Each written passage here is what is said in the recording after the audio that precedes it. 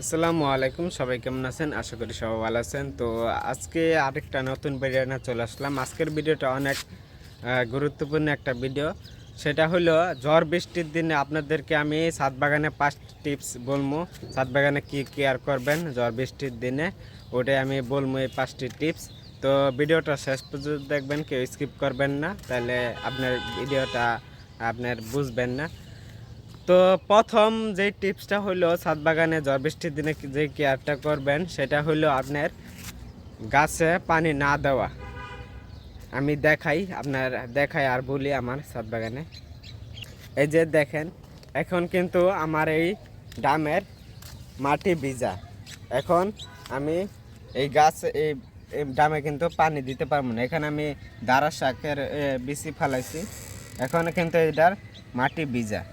এই যে দেখতেই পারতেছেন যে পুরাটুকু এটা মাটি ভিজা, আর এটার মাটি কিন্তু শুকনা। এই যে ড্রাগন গাছের মাটি, এটার মাটি শুকনা।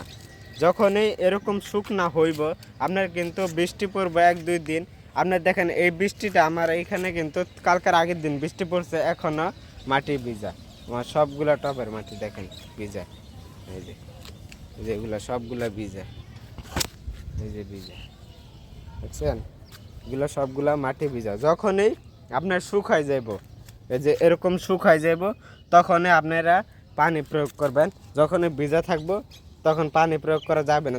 এখন যদি আপনার একটা গাছ থাকে, এই যেখানে আমার বস্তায় গাছ, এগুলো সবগুলো মাটি ভিজা। এখন আমার এই মাটিটা ভিজা, এখন যদি আমি আপনার এই পানিটা দিই, তাহলে কিন্তু এই গাছের শিকড়টা মরে যাব, কারণ এটার মধ্যে এখনও কিন্তু মাটি ভিজা আছে, পানি আছে।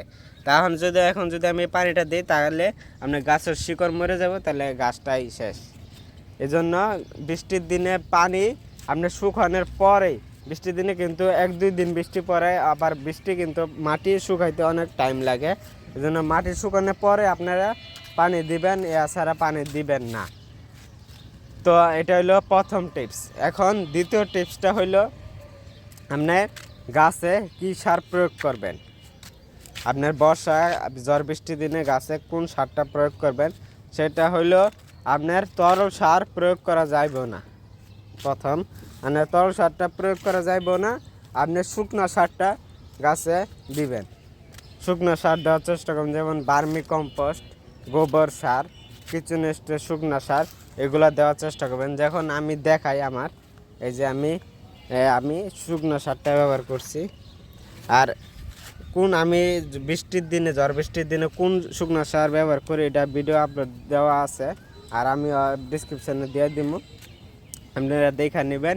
তো এখানে দেবেন, আমি এই যে কিচেন ওয়েস্টের আমি শুকনো সার দিছি, আমার কিচেন ওয়েস্ট আমি তৈরি দেখাই। সবসময় কিচেন ওয়েস্টটা আপনার এই বৃষ্টির দিনে আপনার শুকনো সারটা দেওয়ার চেষ্টা করবেন, কারণ তরল সার যদি দেন, এখন কিন্তু মাটি ভিজা এমনি। এখন এই যে দেখেন আমার মরিচ গাছের এগুলো সবগুলো মাটি ভিজা। এখন আমি যদি এখানে মাটি ভিজা, এখন যদি আমি এখানে তরল সারটা দিই, তাহলে কিন্তু গাছের শিকড় মরে যাবে। এজন্য শুকনো সারটা দেওয়ার চেষ্টা করবেন। এই যে আমার যেখানে এটার মধ্যে উপর দিয়ে শুকনো সার আপনার কিচেন ওয়েস্ট দিই, আর নিচ দিয়ে আপনার শুকনা, এই যে খুচা খুচা শুকনো সারটা বাইর করি। এই সারটা আমি দিই কিচেন ওয়েস্টের। আর বার্মি কম্পোস্ট আছে আমার কাছে, গোবর সার আছে, এগুলা আমি দেওয়ার চেষ্টা করি। আপনার দ্বিতীয়ত আপনার তরল সারটা ব্যবহার করা যায় না, শুকনো সার ব্যবহার করবেন, কারণ এমনি বৃষ্টির দিন মাটি ভিজা থাকে, তখন যদি আপনি তরল সার দেন, তাহলে গাছের শিকড় মরে যাব। এটা হলো দ্বিতীয় টিপস। তো তৃতীয় টিপস হইল কীটনাশক। কীটনাশকটা আপনারা ব্যবহার করবেন হইলো, মনে করেন এখন বিকাল হয়ে গেছে, আপনি এখন এই কীটনাশকটা দিতে হইব, আর রাত্রে বৃষ্টি পড়বে, আবহাওয়া দেখে বোঝা যাইতেছে, তাইলে আপনি দিবেন না কীটনাশক। আপনি একেবারে সকালবেলা দেওয়ার চেষ্টা করবেন, তাহলে আপনি ভালো। কারণ এখন যদি আপনি বিকালে দেন, একটু পরে তো বৃষ্টিটা পড়বো, তাহলে ওই কীটনাশকের পানিটা আপনার ধুয়ে মুছা যাবো, তাহলে তো কোনো দেওয়া লাভ হইলো না। এই জন্য আপনারা যখনই দেখবেন যে একটু বেশিক্ষণ সময় যে বৃষ্টি এর কোনো সম্ভাবনা নাই, তখন আপনার দেওয়ার চেষ্টা করবেন, যখন এই দেরিতে বৃষ্টি পড়বো তখন। আর সবসময় জৈব কীটনাশক ব্যবহার করার চেষ্টা করবেন। আর জৈব কীটনাশক কী ব্যবহার করবেন, ওটা আমার ছাদ বাগানে দেওয়া আছে। সব সমস্যার সমাধান একটা জৈব কীটনাশকেই, এগুলা এগুলা দেওয়া আছে ভিডিও, আপনারা যা দেখতে পারেন। আর চতুর্থ হইল আপনার টবের ড্রেন সিস্টেম ভালো রাখা। এই যে দেখেন আমার এই টব, এখানে আমি লাউয়ের বিচি ফালাইছি।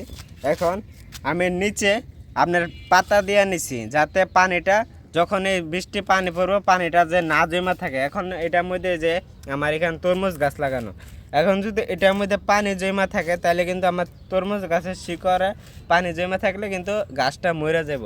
এই জন্য ড্রেন সিস্টেমটা ভালো রাখা, যাতে মানে পানিটা না জমা থাকে, তাড়াতাড়ি পানিটা নিচ দিয়ে বাইরে যায়। আর যদি পানি জমা থাকে তাহলে আপনি করবেন কি, একটা লাঠি নিয়ে এই মনে করেন টবের সাইড দিয়া আপনার একটা লাঠিটা ভিতরের দিকে দিয়ে দিবেন, তাহলে আপনার পানিটা ওই ওই সাইডের একেবারে টবের নিচ দিয়ে বাইরে হয়ে যাব। টবের ড্রেন সিস্টেমটা ভালো রাখবেন, এটা হলো ৪র্থ নাম্বার টিপস। আর ৫ম নাম্বার টিপসটা হলো আপনার টব মানে টবের টালটা ভালো করে দিবেন। টাল মানে আমি বুঝাই, এই যে যেরকম আমি জামা লাউয়ের টাল দিছি, এটা আমরা টাল বলি। এই টালটা ভালো মতন দিবেন। আর হইলো টবটা ভালো জায়গায় রাখার চেষ্টা করবেন। যেমন আমি বলি, আমাদের ছাদের সাইডে কিন্তু কোনো ওয়াল নাই, কতজনের কিন্তু সাইডে ওয়াল দেওয়া থাকে। ওই যে আমার ওই যে উপরে ওইদিকে বাড়িটা দেখেন, ওই যে ওয়াইর সিস্টেম, ওরকম ওয়াল দেওয়া থাকে। সব আমাদের বাড়ির সাইডে কিন্তু ওয়াল নেই। ওই ওয়ালের উপরে অনেকজনের টব থুয়ে দেন, মানে সুন্দর ডিজাইন এই ফুলের টব এগুলো থুয়ে দেন।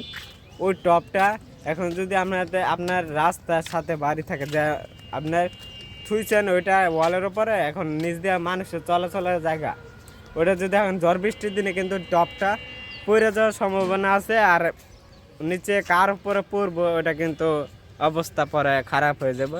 এই জন্য চেষ্টা করবেন টবগুলো নিচে থোয়া চেষ্টা করবেন। আমার সবগুলো টবই, আমার তো যা টব সব একেবারে বড় বড় টবই।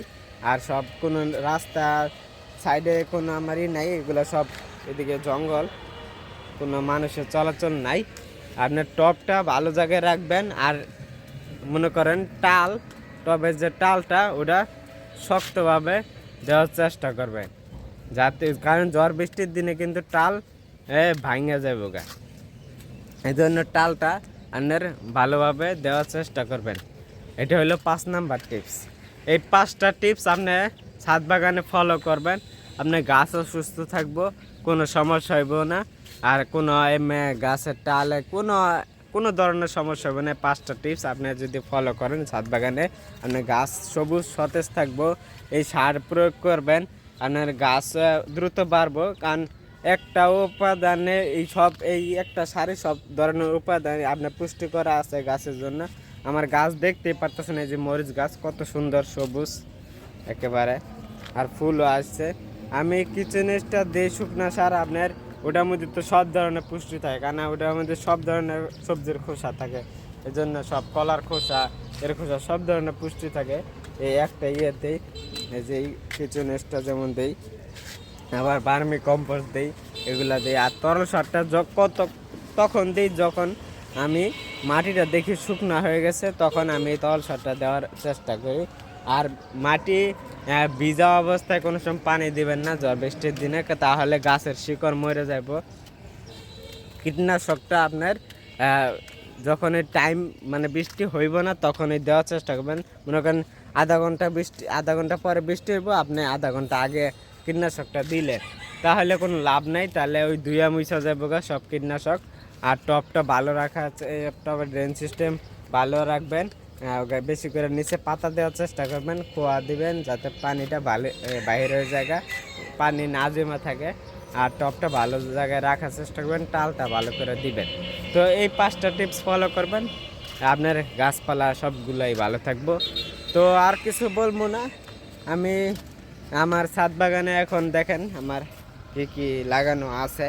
পাট শাক লাগাইছি, পালং শাক, এখানে পাট শাক পালং শাক, এখানে বেগুন, এগুলা বস্তাতে বেগুন লাগানো হয়েছে। আর এখানে বস্তাতে লাগাইছিলাম আপনার দেখার জন্য যে কোনো শাক হয় নাকি, মানে একটু দেখছি এই কইরা যে হয় নাকি, কিন্তু ওরকম ভালো হইলো না। এখানে বেগুন লাগাইছি, বেগুনে ফুল ফুটে গেছে, এই যে দেখেন বেগুনে এটাতে কিন্তু ওই যে আপনার শুকনো সার দেওয়া হয়েছে, আমি কারণ তরল সারটা দিই নাই, কারণ এমনি মাটি ভিজা, মাটি কিন্তু ভিজা, এখন যদি তরল সার দিতে গাছের শিকড় মারা যাবে, এই জন্য দিই নাই। আর এগুলোর সাথে কালকে আপনার দাঁড়ার শাক, এই দাঁড়ার বিচি ফালাইছি, এগুলোতে তিতা করলা, এই যে দাঁড়া শাকের যে বিচি ফালাইছি, এই যে দেখেন গাছ উঠে গেছে কত সুন্দর। তো এই 5টা টিপস ফলো করবেন, সবাই ভালো থাকবেন, সুস্থ থাকবেন, আল্লাহ হাফেজ।